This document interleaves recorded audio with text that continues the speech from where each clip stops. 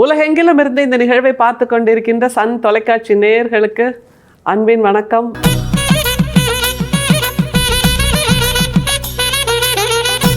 வள்ளல் பெருமான் அவருடைய கவிதைகள், உரைநடைகள், இதுதானே நமக்கான மிகப்பெரிய வெளிச்சமாக இருக்குது. இன்றைக்கி நாம் பார்க்க போகிற அந்த உரைநடைங்கிறது இன்றைக்கு நம்முடைய ஆங்கில மருத்துவத்தை தமிழில் நாம் மொழிபெயர்த்து சொல்கிறோம் இல்லையா. தமிழில் கூட தமிழ் வழி மருத்துவம் படிக்கலாம் அப்படின்ட்டு ஆங்கில வழி மருத்துவத்தை நாம் தமிழில் மொழிபெயர்த்து சொல்கிறோம்.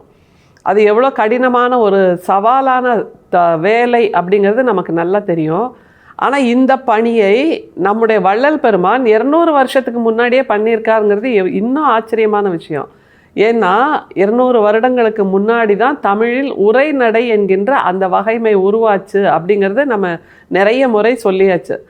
அப்படின்னா அந்த உரைநடையில் வார்த்தைகள் புதிதாக கிடைச்சிருக்கணும் நம்முடைய வள்ளல் பெருமானுக்கு. அப்படி உரைநடையாக வெளிப்படுத்துகின்ற அந்த கிரியேட்டிவிட்டின்னு சொல்லுவோம்ல, அந்த கற்பனை நயம், கற்பனை வளம், அதுவும் கிடைச்சிருக்கணும். ஏன்னா கவிதைகள் மூலமாக, பாடல்கள் மூலமாகத்தான் அது நாள் வரைக்கும் ஞானிகளாகட்டும், புலவர்களாகட்டும், கவிஞர்களாகட்டும் எல்லோரும் தங்களை வெளிப்படுத்தி வந்தார்கள். அந்த நிலையில் நம்முடைய வள்ளல் பெருமான் உரைநடையில் ஒரு மருத்துவ பகுதியை இவ்வளவு எளிதாக அல்லது சுலபமாக, அல்லது நம்மெல்லாம் ரொம்ப ஒரு வார்த்தையை பயன்படுத்துவோம் தெரியுமா, அசால்ட்டாக பண்ணிகிட்ருக்காரு அப்படின்ட்டு. அந்த மாதிரி அசால்ட்டாக பண்ணிட்டு போகிற அந்த நோக்கை பார்த்தால் வியப்பதை தவிர வேறு ஒன்றுமே சொல்ல முடியல. ஏன்னா அவ்வளவு அற்புதமாக ஒரு கைனகாலஜிஸ்ட் மாதிரி, அல்லது ஒரு உடற்கூறியல் நிபுணர் மாதிரி, அனாட்டமி ஸ்பெஷலிஸ்ட் மாதிரி நம்முடைய வள்ளல் பெருமான் இந்த பகுதியில் சொல்கிறார் அப்படிங்கிறது ஆச்சரியத்தின் உச்சம் அப்படின்னு நிச்சயமாக சொல்லலாம். அவருக்கு எப்படி இந்த மருத்துவ அறிவு அல்லது மருத்துவ ஞானம், உடல் கூறியல் அப்படிங்கிறத பற்றின அந்த தெளிவு ஞானம் கிடைச்சிது, அதை எப்படி இவ்வளவு அழகான தமிழில் சொல்கிறார் அப்படின்னு வியப்பதை தவிர இன்னைக்கு நாம் பார்க்க போகிற பற்றியில் வேறு ஒன்றுமே சொல்கிறதுக்கு இல்லை. அந்த அளவுக்கு மிகவும் ஆழமான, அகலமான, விரிவான, உயர்வான அப்படின்னு எந்த அட்ஜெக்டிவ் போட்டாலும் அது நம்முடைய வள்ளல் பெருமானுக்கு பொருந்துவதாக இருக்கிறது. அதை தவிர இன்னொன்று, தமிழில் இத்தனை வல்லமை இருக்கிறது, வளம் இருக்கிறது அப்படிங்கிறதையும் நம்ம உணரணும். தமிழால் என்ன முடியும்னு கேட்டால் இவ்வளவும் முடியும், இதை விட அதிகமாகவும் முடியும் என்று நம்முடைய வள்ளல் பெருமான் நமக்கு நிரூபித்து காட்டுகிறார். அந்த பத்தியை முதல்ல ஒரு ஃபுல் ஃப்ளோவில் படிச்சிடலாம் பாருங்களேன். சதுரமான பையின் வலப்பாகத்தில் ஒரு பை உண்டு. அந்த பையில் அக்னி நிரப்பி காரணமாயிருக்கின்றது. அது புசித்த வஸ்துகளின் சத்தை கிரகித்து கொண்டு அசத்தை மலமாக இடது பாகத்தில் சேர்த்து விடுகின்றது. கிரகித்த சத்தை முன் சொன்ன ஷீராப்தி பையில் சேர்க்கின்றது. இதை வடவாக்கினி என்று சொல்கின்றது. மேலும் இந்த வெள்ளை ஜலத்தை அக்கிரமமின்றி சமப்படுத்தி பிரளயம் வாராது காத்து கொண்டிருக்கிறது. இந்த ஷராக்கினி குறைவுபட்டு ஷீராப்தியின் ஜலத்தின் தரம் கெடுமானால் நோய் உண்டு. இந்த பையாகிய ஸ்தானத்திற்கு மேல் 2.5 அங்குலத்தில் இருதயத்தில் மலர்ந்த வாழைப்பூ போல் ஒரு பை உண்டு. அது வெண்மையாயிருக்கும். இதை கைலாயம் என்று சொல்லுகின்றது. இந்த பையுள் முன் சொன்ன காற்றில் 10,000 கோடி பங்கில் ஒரு பங்காக வெகு நேர்மையாம் அக்னிமயமாய் ஒரு ஆவி இருக்கும். இதற்கு காரணாக்கினி என்று பெயர். அக மருத்துவம் என்கின்ற பகுதியில் பிண்ட அனுபவ இலக்கணம் அப்படின்னு நம்முடைய வள்ளல் பெருமான் எழுதியிருக்கிறார். அக மருத்துவம் அப்படின்னா பாருங்களேன், அனாட்டமின்னு அர்த்தம். நாம் அகம்னா உடனே மனசு அப்படின்ற மாதிரி சொல்லுவோம். ஆனால் அக மருத்துவம் என்பது அனாட்டமி மெடிசன் அப்படிங்கிற முறைப்படி நாம் புரிஞ்சுக்கணும். அதில் பிண்ட மருத்துவம் அப்படிங்கிறார். உள்ளுக்குள்ளே இப்போ நீங்கள் இந்த வள்ளல் பெருமானோட இந்த கட்டுரையை, இந்த பத்தியை ஒரு எக்ஸ்ரேவாக நினச்சிட்டு பார்த்தீங்கன்னா உள் உறுப்புகள் ஒவ்வொன்றையும் அவர் விளக்குறார். அதில் மிக அழகானது என்ன தெரியுமா, வாழைப்பூ மலர்ந்தார் போல் அப்படிங்கிறாரு. அவ்வளோ அழகாக அந்த வாழைப்பூ மலர்ந்தால் எப்படி இருக்குமோ அப்படி இருக்குது நம்முடைய உள்ளே இருக்கின்ற உள்ளுறுப்புகள்னு அவர் சொல்லும்போது ஆச்சரியம். அதை தவிர கைலாயம் மாதிரி ஒரு வெள்ளை புகையோடு ஒரு பகுதி இருக்குது அப்படிங்கிறார். இதைத்தானே நம்முடைய வள்ளல் பெருமான் திரும்ப திரும்ப சொல்கிறார். அதாவது புராணங்கள், ஆகமங்கள் எல்லாம் கைலாயம், நரகம் அப்படின்லாம் சொல்கிறாங்கல்ல, அது எல்லாமே வேற எங்கேயோ இல்லை, நம்ம உடம்புக்குள்ளே தான் இருக்குது.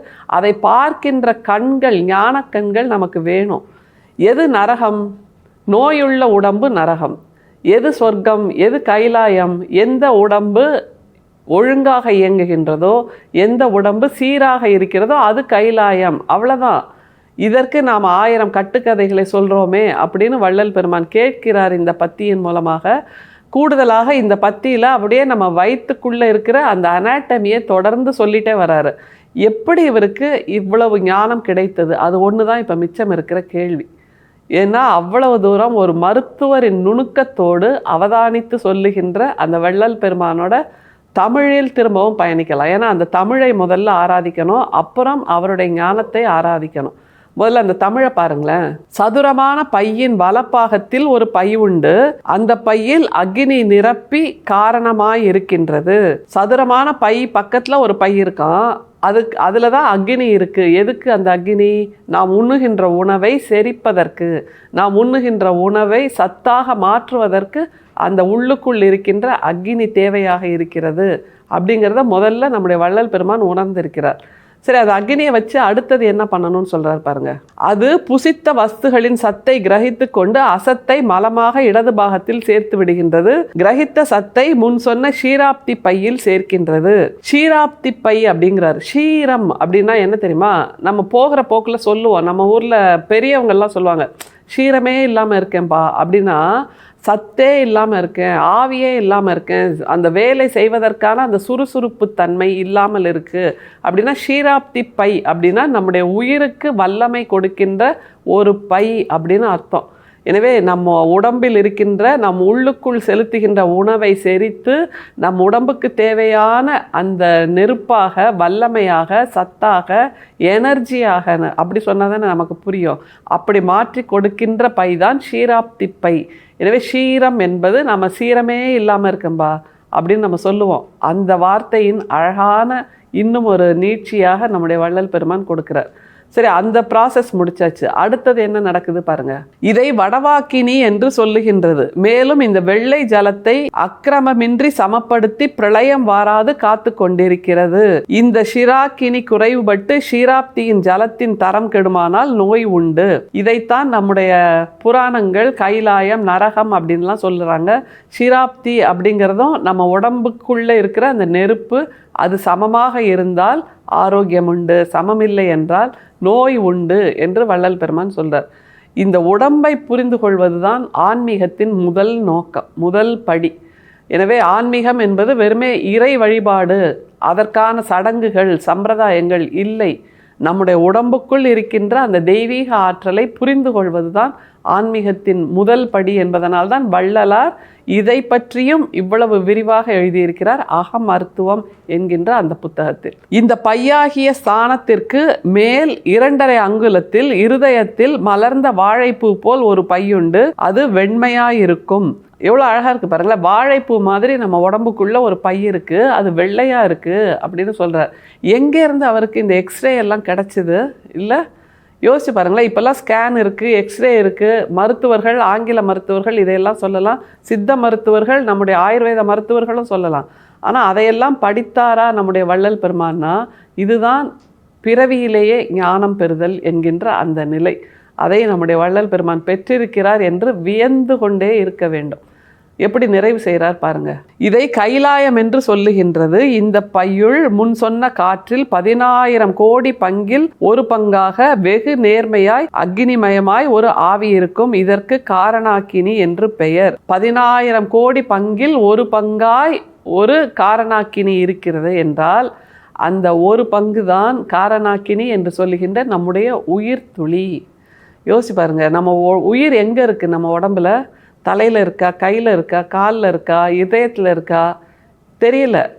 ஆனால் அந்த 10,000 கோடி அந்த காரணாக்கினியில் ஏதோ ஒரு துளியாக அது நிரம்பி இருக்கிறது என்றால் தமிழ் இவ்வளவு அழகாக நம்முடைய வள்ளல் பெருமானுக்கு வசப்பட்டிருக்கிறது. அதைத்தான் நம்ம கொண்டாடணும். எவ்வளோ அழகாக ஒரு உண்மையாக ஒரு உடல் கூறியல் நிபுணர் ஒரு டெக்னிக்கல் டெர்மினாலஜியில் பேசினா நமக்கெல்லாம் கொஞ்சம் போர் அடிக்கும். ஆனால் நம்முடைய வள்ளல் பெருமான் அதை கவிதையாக ஒரு அழகான தமிழ் வளத்தோடு சேர்த்து கொடுக்கும்போது இன்னும் பேசணும்னு தோணுது. விருப்பம் இருப்பவர்கள் நிச்சயமாக இந்த அகமருத்துவம் என்கின்ற அந்த புத்தகத்தை தேடி வாசித்தால் வள்ளல் பெருமான் எப்பேற்பட்ட அகமருத்துவ நிபுணராக இருந்திருக்கிறார் என்பதையும் நம்மால் உணர்ந்து கொள்ள முடியும். ஆன்மீக மருத்துவர், அக மருத்துவர், சகல மருத்துவராகவும் அவர் இருந்ததால் தான் இன்றளவும் நாம் அவரை கொண்டாடுகிறோம், இனியும் கொண்டாடுவோம். நிச்சயமாக இந்த அக மருத்துவம், பிண்ட மருத்துவ முறையில் நம் உடம்பை பற்றி நாம் தெரிந்து கொள்வதற்கு வள்ளல் பெருமான் வழிகாட்டுகிறார். உடலை மட்டும் தெரிந்துகிறது மட்டும் இல்லை, மனசை தெரிந்து கொள்ள வேண்டும், மனசுக்குள் அந்த தீபத்தை ஏற்ற வேண்டும், அந்த தீபத்தில் காருண்யம் என்கின்ற அந்த ஒளியை ஏற்ற வேண்டும். அதுதான் வள்ளல் பெருமான் நமக்கு காட்டுகின்ற வாழ்வியல். செய்வோம். அருட்பெரும் சோதி, அருட்பெரும் சோதி, தனிப்பெரும் கருணை, அருட்பெரும் சோதி. மீண்டும் சந்திப்போம். நன்றி, வணக்கம்.